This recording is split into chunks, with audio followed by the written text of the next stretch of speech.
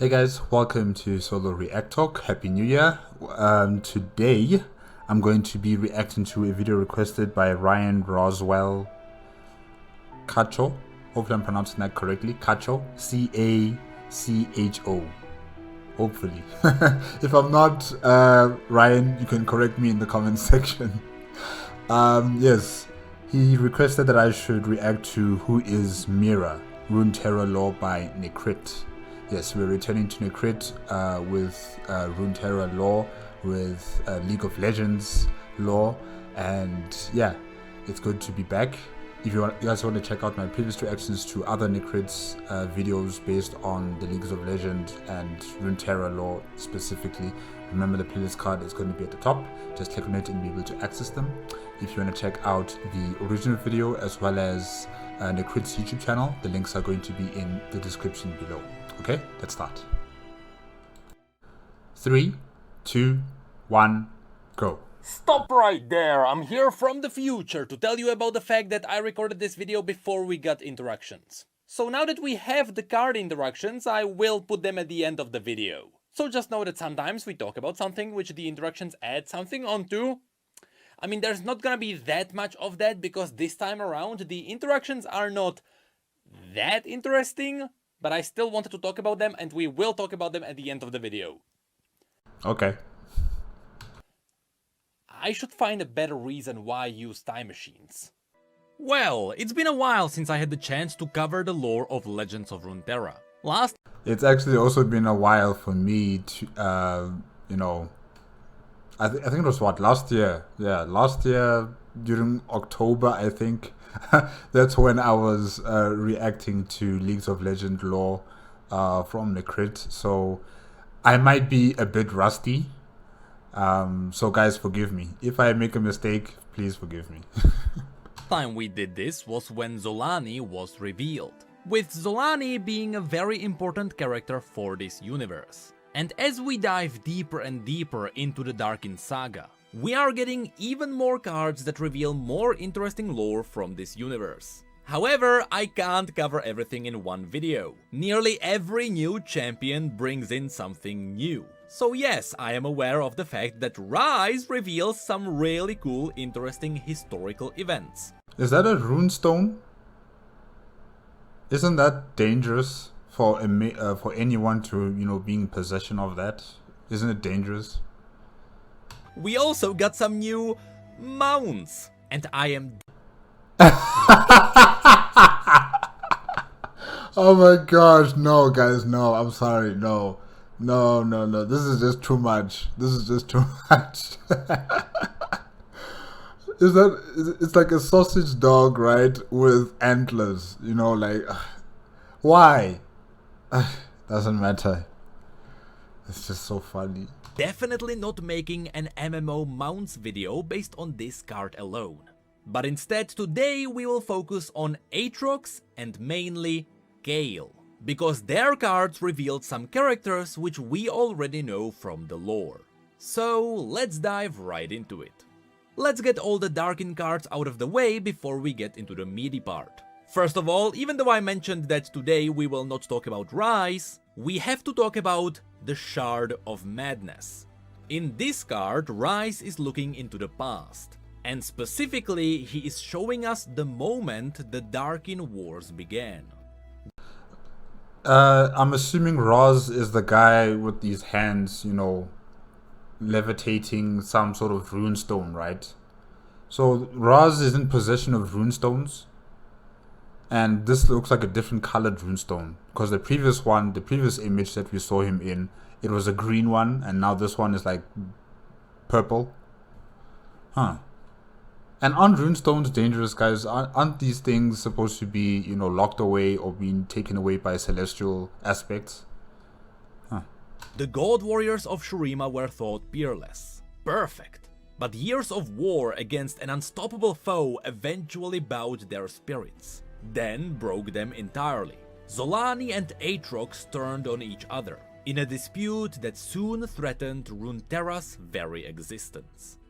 Of course, now we know that Aatrox was the main general of the Darkin. A lot of the other Darkin were following his command. while Zolani was spreading blood magic among the Darkin so that she could force the Darkin to kneel in peace. But of course, we talked about this part in the last video. Anyway, with this information, let's then move on to Aatrox. Even across continents, Aatrox felt her awakening, how the hatred still burned. He had already broken her statues. Now he could wage a final war against the coward of Ikathia, and through destroying her, end this pitiful existence. This one raises some interesting questions. First of all, he is referencing the statue of Zolani, which he himself destroyed. But other than that, I wonder if Aatrox is referencing the fact that if he kills Zolani, the blood magic binding all the Darkin would stop affecting them. We're not entirely sure how blood magic works. We're not even necessarily sure if Zolani is the one who came up with blood magic. But we know that it's because of her that all the Darkin ended up bound in their weapons.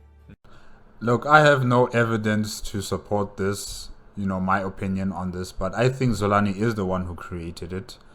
I don't know how, but she has this, sort of knowledge on, blood magic, and she created it for her own nefarious reasons.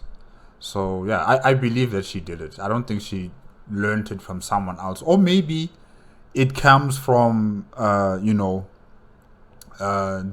void. Maybe it does. I don't know. That's the main reason Aatrox hates her. And in the leveled up version we can see an what if scenario. This is what would happen if Aatrox and Zolani actually met in battle.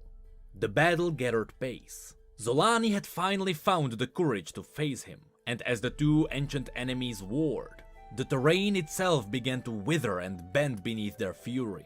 An army of Celestials descended upon them, desperate to save their dying land. But it was too late. Aatrox would have his day. He would find his peace. Of course, as you can see, their battle was interrupted by Gale. Hence the reason why we are talking about Aatrox in the first place. We all know that the aspects only descend from the heavens when a great threat is destroying the world. Sometimes it is the Watchers, sometimes it is the Void, but in this case it is the Darkin who are destroying entire regions. In fact, the Darkin War originally ended when the aspect of Twilight intervened. Now very quickly we can also mention the other revealed Darkin. There is the Darkin Fan, which is an artifact that Shen interacted with. So you're telling me a Darkin has been placed into a fan?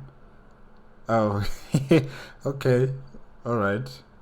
But maybe it's like a weapon type of fan. I don't know how will it kill a person, but yeah, interesting.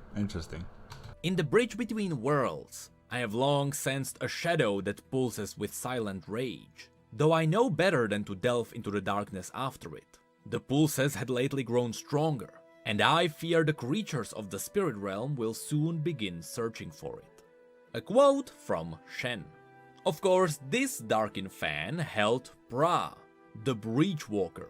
His general skull stirred him from slumber. As his senses came to him, Pra found himself looking through a weighted veil to a lush, unfamiliar land. Slowly, inexorably, he stepped through the divide and buried his feet in Runeterra's soil once more. And in the art we can see what it looked like when Pra walked into Ionia. He is huge. Like, it's no joke. From that fan comes that Darkin. Wow. We then also have the Darkin Staff, which was hidden in the Bandlewoods. The Bandlewoods seemed a perfect place to hide a Darkin weapon, they reasoned. Bandlewoods are by their very nature impossible to navigate, and the Yordles would know to steer clear of such abject malevolence. But the Targonians failed to realize the efficacy of such strange magic, and the effects it would have over the local flora. So yes, it was the Targonians who hid the staff in the Bandlewoods, thinking it would be safely stored there. But now we know that as the Darkin magic seeped out, it took a piece of Bandle City with it. And that's how Balkax was released. I've seen this image before. I'm just wondering whether I've said, this creature looks like the 10 tails in Naruto Shippuden. It really looks like the 10 tails with the big eye. It could be like a Sharingan eye, and then I don't know about the multiple eyes. I don't think the 10 tails had multiple eyes, just had one big eye and a face and the body, no neck. It's just face and body connected. So yeah, it kind of looks like the 10 tails. Even with its tendrils at the back, you could say that those are the tails, and then it's got those two arms just like the 10 tails, and it has a weapon in its arms, in its hands. So yeah, it's a bit different, but it also looks quite similar to the 10 tails in Naruto. Balkax felt the tree's limbs grip the staff inside which he lay dormant. Quickly he gripped back. His life erupted from the darkened staff and coursed through the tree's ancient boughs and branches. There was no heart to control here, no blood to bend. Balkax could finally return to his general and atone for his past transgressions. This is very interesting because for the first time we can see a Darkin take over something which doesn't really have a physical body with blood. But because the tree he took over was from the Bandlewoods, which is nothing but spiritual magic, the side effects were insane. And lastly, there is also the Darkin Spear. War Mother, the grip of winter has tightened. The Avarosans have felt beyond their outposts. North is the sea. Our only path leads east. Do not listen to him, War Mother. That way is the Pale, and beyond it, the Whispering Wilds. I say better to die than face that cursed land. How fortunate for you both that neither must decide my people's fate. True, War Mother, but perhaps there is a third way. Let me travel east. Better a scout is lost to darkness than all of our people. So here we learn that the Darkin Spear is in the Freljord, and it is close to where Sejuani is leading the Winter's Claw. And here I assume we got another what-if scenario. We are not sure if this canonically happened yet, but it seems like one of Sejuani's scouts was sent out to find a Darkin artifact which would release Anaka. At least I assume that's how it's pronounced. With newfound vigor, the great warrior Anaka sped south through the Freljord and into the Demacian lands. The outposts prepared as best as they could to repel her assault, but no mere mortal would stand between Anaka's fury and the coward who stoked it. And the coward who stoked it. Who is that? Zolani? Now, while these were all the new Darkin, we also got a new updated Zolani. This is a separate card for Zolani. She looks more jagged looking, even her blades, they just look demonic in a kind of way, Yeah, I don't think I like this. Yeah, I don't think I like the way she looks here. The previous the previous image of her was far better. This is just too much. Yeah. Sort of how Cythria has multiple cards, which tells us what would happen in this battle between Aatrox and Zolani. Zolani watched on as Anaka fell to his knees, subjugated by the very enemy he sought so desperately to destroy. Slowly the beat of his heart rang out in unison with the others. Another heart to control, another body to command. As you can see, what Zolani is really doing during the Darkin Wars is that she is absorbing all the other Darkin. Now in the art you can see that while Aatrox was distracted by Gale, Zolani is absorbing the other Darkin. And should she absorb enough of the Darkin blood magic, she would be turned into Zolani, Aspect's Bane. Oh, what a mess. It looks amazing, but it's a mess. Like, there's chains everywhere, there's blades coming out from her, and she looks like a serpent with wings. Yeah. Okay. This is her final form. She looks like... She reminds me of Frieza. Frieza had transformation 1, 2, and 3. And, once he reached the final phase of his transformation, okay, he looked much more sleeker, shorter, and more streamlined. But then with Zolani, it looks like she's become even more extravagant, more jagged, with chains coming out of her from everywhere. She just looks like a mess. So, hopefully you have another transformation after this, Zolani, because I'm not really impressed with all of your transformations. I'm sorry. It's a no from me. Which is her ultimate final form. No, Necrit. There has to be another form. Okay, redo it. I can't accept this. I can't accept this. I can only imagine Zolani in that first image. The first image that we saw of her. Not this one, and certainly not the other one before this one. Yeah. More. Even the great hero of legend Mihira could not withstand Zolani's overwhelming strength. The earth seemed to shudder to one beat now. Such was the harmonic power growing within Zolani. She took a moment to observe the battlefield, and wept with the joy filling her soul. Soon the world would be united in peace, in love, in silence. Now, I have to say, I love this one so much. Okay, if all the Darkin are absorbed by her, and she says there will be peace, there will be love, there will be silence, is that a bad thing? Honestly, guys, is that a bad thing? Or, when she says that, is she just going to, kill all intelligent life on Runeterra? And then that's when there'll be silence and there'll be peace and there'll be love. I'm not entirely sure. Yeah, because I don't see the bad out of this, because the Darkin, whether they are in their true form or they are trapped in weapons, they are still very dangerous entities. So if Zolani has absorbed all of them into herself and she's able to control this power, is it really a bad thing? Yeah. This maddening form basically shows us what the ultimate Darkin looks like. However, the description mentioned something extremely important.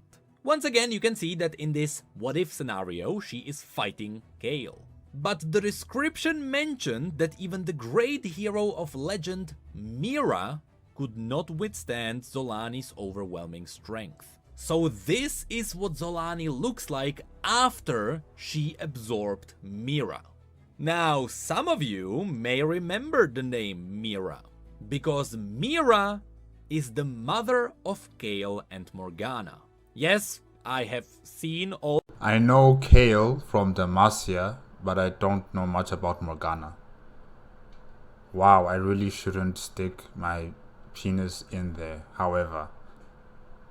Okay. the memes, so let's break it down. Originally, Mihira was a Targonian. While she was pregnant, the Targonian tribes went to war.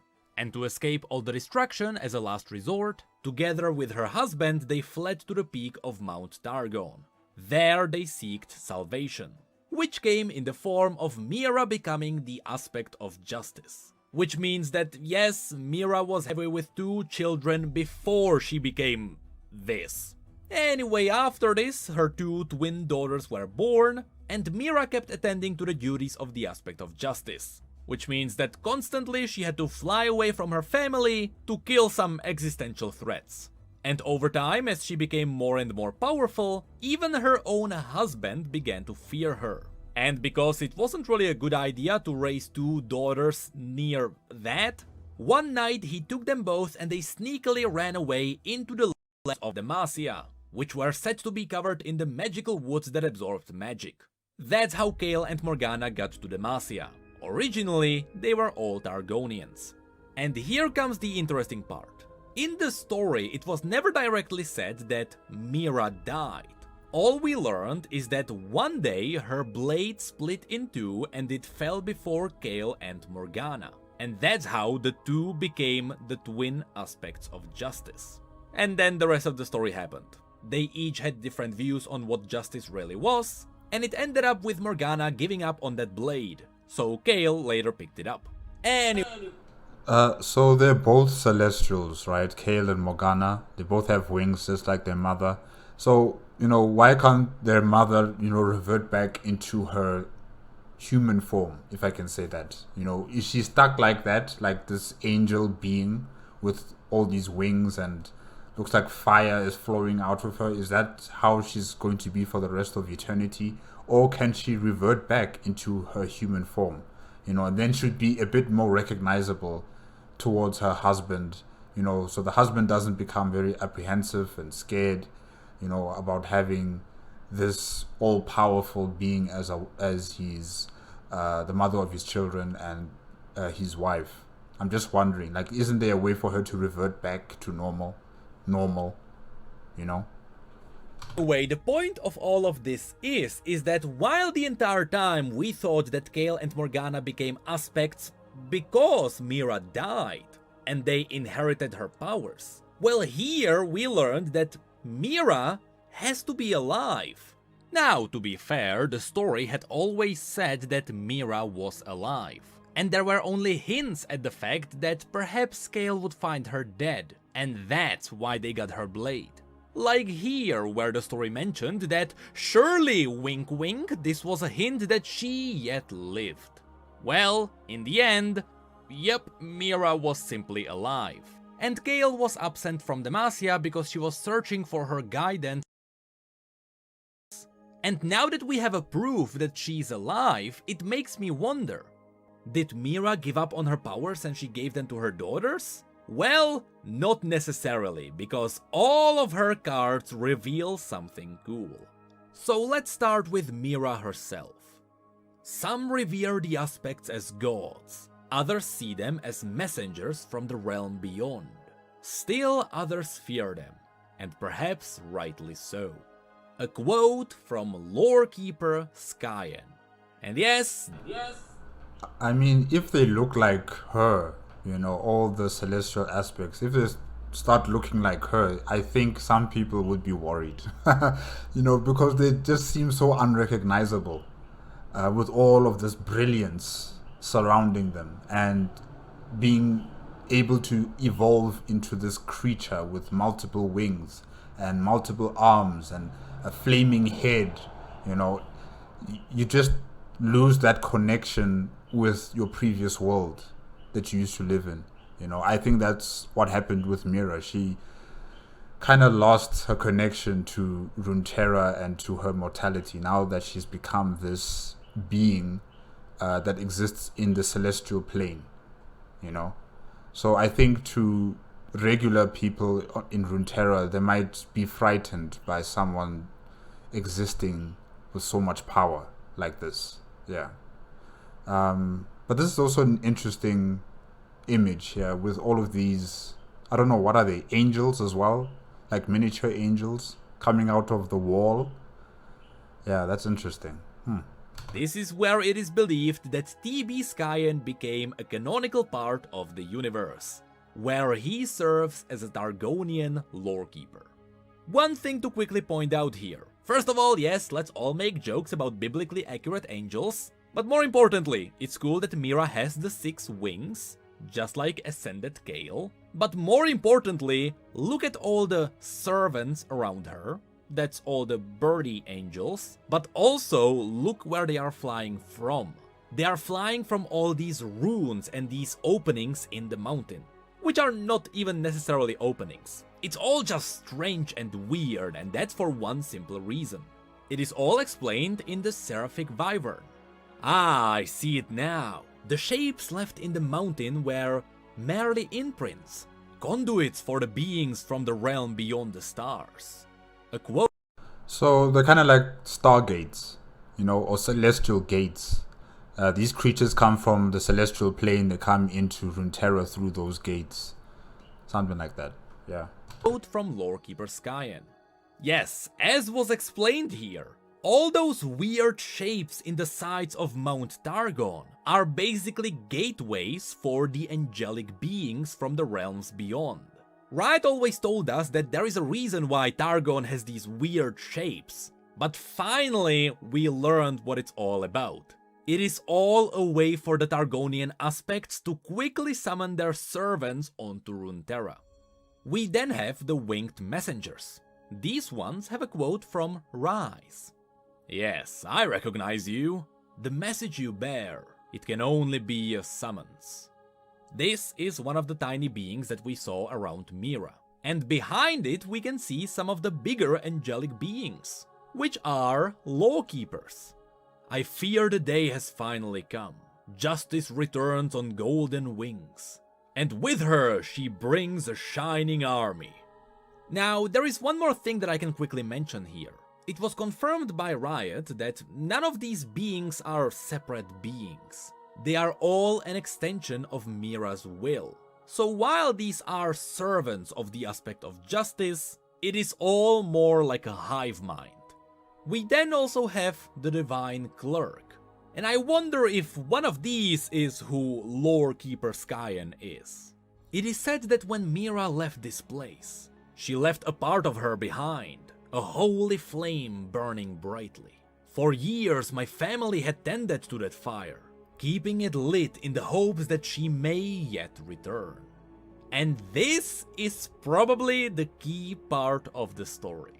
The reason why we can see Mihira in that giant portal is because, just like all the other angelic beings, she probably just transferred in. Which likely means that the entire time she was in the celestial realms. But while she was in the celestial realms doing whatever there, she most likely needed someone to enforce justice while she was gone. And so, I suspect that's the reason why Kael and Morgana were chosen to succeed her. It's probably not that Kael and Morgana became the aspects of justice, at least not with all of its power, but they were chosen to represent Mihira on Runeterra while she was gone. So basically her children were like her ambassadors or her substitutes, you know, when she is busy with her own situations in the celestial realm or plane of existence, you know, she still needs someone to take care of things on Runeterra, and her children are the perfect candidates for that situation, I'm assuming. All of this is still just theories, so absolutely feel free to chip in what you think, but right now, that's what it looks like. Because other than that, I don't really know why Kael and Morgana should become the aspects of justice, while Mihira is still alive. And yes, by the way, can they only be one aspect of a certain, you know, class? Can't they be like multiple celestial aspects of the same aspect? Yeah, hopefully you guys understood what I just said there. Sorry. We should also mention that the reason why Zolani looks so weird is because with all the wings around her, it is obvious she is mimicking the appearance of Mihira. That's why she looks so powerful here. Okay. But lastly, let's end this video with the card of Kael herself. The Demacians know her as the Winged Protector, but those of us who live under the Vault of Stars in Targon know her as the Daughter of Justice, bearing divine purpose and a sword of starfire. Once again, a quote from Lorekeeper Skyen, which continues in level 2. We would surely know her to see her, should she ever return, but I worry there is little reason for her to do so beyond the threat so dire that it requires her interference. Once again, as we learned in the past, for example with the Darkin Wars, the aspects only ever interfere when Runeterra itself is in danger. And now, as I promised, let's also chip in the interactions. First of all, it is cool that we got some interesting new info about Aatrox, because Aatrox is being called the Blade of Icathia. The Blade of Icathia has dulled, we see. No matter, it will take only a single swing to fell you. Aatrox is also an Icathian. Also, he's an Icathian? I thought he was from Sherima, like all the other, you know, Darkin before they became the Darkin. You know, I thought he was from Sherima. alright. So I know it is supposed to be pronounced Icathia, but after 10 years, there is no way I am relearning that. Also, it is interesting to see that even Aatrox is curious about what actually happened to Balkax. Two great powers somehow spliced together. Now, even though, again, we will talk about Rise next time, there is one interaction which we have to mention now. There is one where Kael calls him an old friend. Are you and I the only ones standing up to this madness? Who else can, old friend? And this is something I believe had never been referenced in the lore before. So to see them suddenly be good friends is peculiar. Because the entire time, Kael was somewhere in the Celestial Realms. So when did they have time for this? Then we also have Mihira's interactions, which also straight up dive into the fact that she was simply gone. They have suffered long absent my care. All I have done in your name. But she never states why she was gone. But at least she does have one interaction that mentions that she had fully given her blade to Kael. I bear your sword and a noble purpose. You know what I think?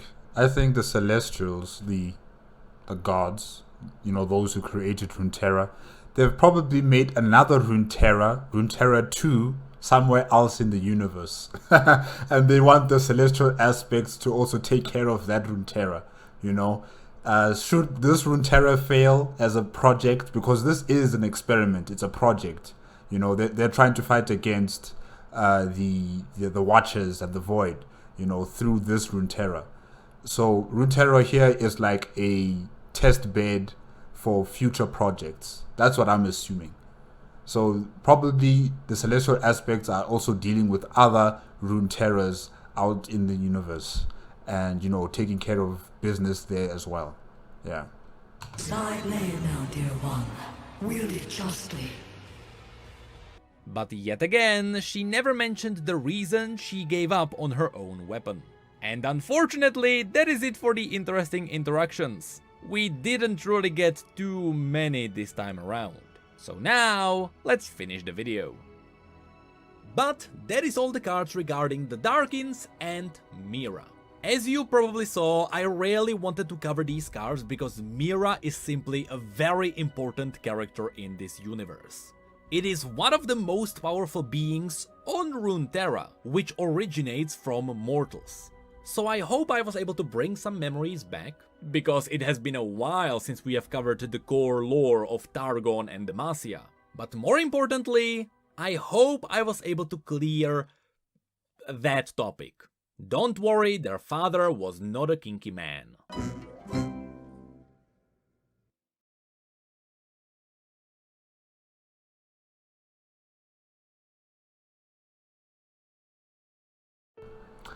Okay, guys, alright, that's it with Who is Mihira, Runeterra lore by Necrit. Yeah, this was interesting, learning about Kael and Morgana. Well, we didn't really learn more about Morgana. I don't know her much, you know, I don't know about Morgana much, but I have heard of Kael, you know, especially centered around Demacia. And now we also got to learn about their mother, Mihira, a celestial aspect of justice, and we also got to know more about Zolani and you know, her possible transformations, which I am not really impressed of. You know, I'm not really, like, guys, it's just too much. There's too much jaggedness, there's just too much chains going all around, there's wings, it's just a lot of stuff, you know. She's everywhere. And I don't know, I just can't really connect with her as much as I did with the first image of Zolani. That was cool, you know, the way she, you know, she was depicted there with her blades, you know, and her, I don't know what is that, like a visor or a mask or something. Yeah, that was cool. That was really, really cool. But then these other transformations of her, it was just too much. And yeah, Mihira also transforming into this super angel, I'm still wondering whether can she revert back into a human form, you know, or is she just stuck like that forever? Because if she is stuck like that forever, I don't know, that kind of sucks. It kind of sucks. I wonder where the husband is right now, you know? Is he long dead? Because was he not mortal? I'm not sure. Or maybe he's also like a demigod of some sort. Because I can see that the children are, you know, Morgana and Kale. I think they are like demigods. So they will be living for a very, very long time. But yeah. Hopefully the husband can return to his wife in some sort of way. Maybe, hopefully, he can also become a celestial aspect, and they can be together forever. But yeah, this was interesting, you know, learning about Mihira and her many pieces, you know, her angel servants or angel helpers, yeah, or messengers. You know, coming out of the Tragon Mountain face. That was quite interesting. But yeah, guys, I guess that's it. That's it for today with Necrit. Thank you, Ryan Roswell Cacho, hopefully I'm pronouncing your name correctly, for suggesting that I should react to this video. It's been very entertaining and very important in terms of the lore of the League of Legends. And yeah, hopefully I can see more from Necrit next time. Guys, if you enjoyed my reaction, please give me a like, comment and subscribe to my channel. Click on the notification bell if you want to be up to date with my latest videos. If you want to check out the original video as well as Necrit's YouTube channel, the links are in the description below. And yeah, until next time, bye bye.